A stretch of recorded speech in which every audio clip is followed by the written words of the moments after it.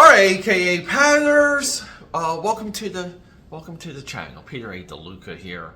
Today we're talking Eternia, the new playset that just dropped from HasLab or whatever the heck it is. The thing costs like $700, $800, but we have grown men just giggling at it. I don't know why. We can't leave the past behind. These people, these individuals do need to grow up. So I'm gonna make some points. We got some little bit of a discussion to have with this.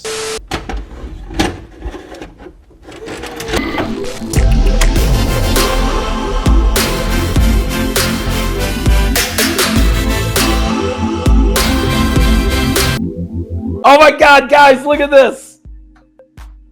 Look at it go! Look at it! I am so happy right now. Oh, look at this! Alright, so like we're what is this? Like we're giggling at this like stupid monorail? AKAPADers. This is the two big points here is that literally grown men can't control themselves or can't control much about their lives. That they need this Eternia playset, and somehow it's becoming like an odd flex. It's somehow like I've seen some of the sales already happen on Facebook. It is totally weird that so many people care about this playset. And what is the playset really?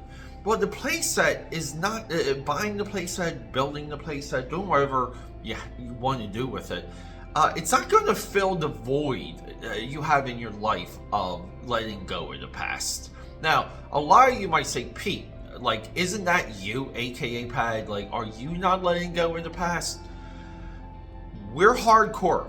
We're hard-lined on this channel and moving on from the past. Even a year ago, I did like a 2023 movie drop, like, thumbnail.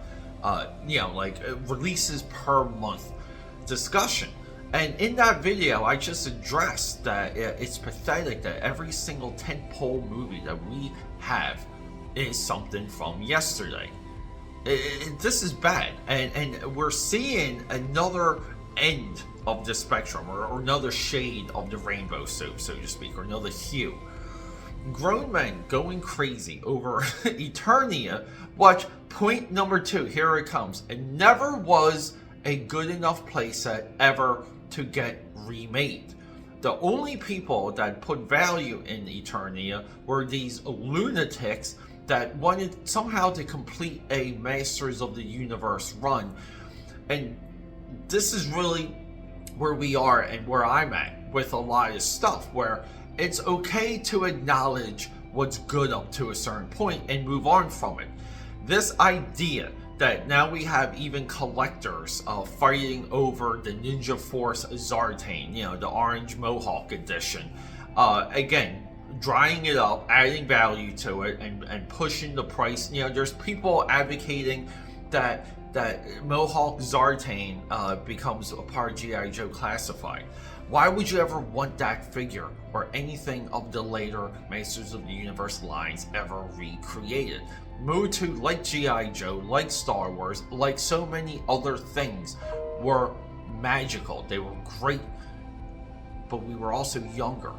And those toy lines, even with Teenage Mutant Ninja Turtles, as soon as Teenage Mutant Ninja Turtles came out, the original Playmates with those Star Trek ones, or the troll ones that people are now spending money for, you gotta jump the ship. You gotta say, enough is enough. I'm moving on. I'm going to have other interests, and that's really the overarching point. It's not just these grown men, really kind of trying to get back to their childhoods or something, or you're trying to get nostalgia. I don't understand it. I do get some of the video game stuff, because some of the games like Battletoads take skill, baby. And it's interesting to see if you can eventually complete some of those levels. There is a level of skill when it comes to retro gaming, but retro toy collecting, I honest to God don't understand it. Why would you want to recreate and spend $700 for a playset that was absolute garbage? Why is there even a monorail on a playing sense, just on a toy sense?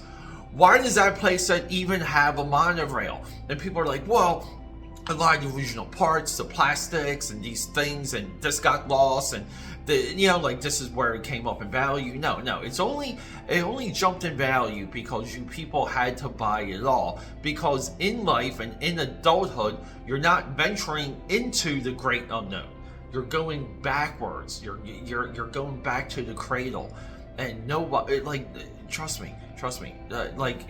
If your house burned down with all of this crap in it, no one's going to ask what happened to your collection. They're going to ask if you're okay.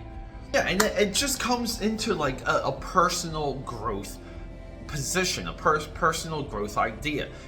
AKAPADers, I was there. I had an enormous vintage toy collection that I collected from my childhood all the way into practically my 30s. I mean, I spent 20-something years hoarding and collecting and getting all of this stuff, and I had those lines, and I know those figures, and I know, hey, I remember being able to buy the Superpower Cyborg for $100 loose, and I had like 3 of them. One kind of sort of complete. His attachments were always tricky, but as long as you have the saucer attachment for Cyborg, that's the one. But no, guys, I'm getting work emails here. But the idea that we have to move on as adults, and that we should be exploring new things, and we should be venturing out into the world and not going backwards. This is a lot of what geek culture has created and gives credibility to.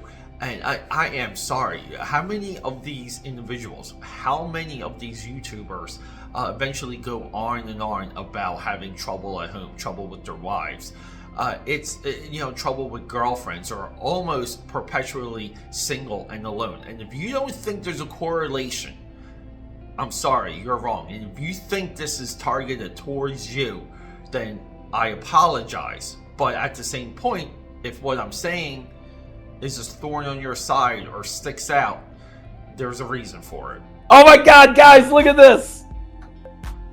Look at it go! Look at it!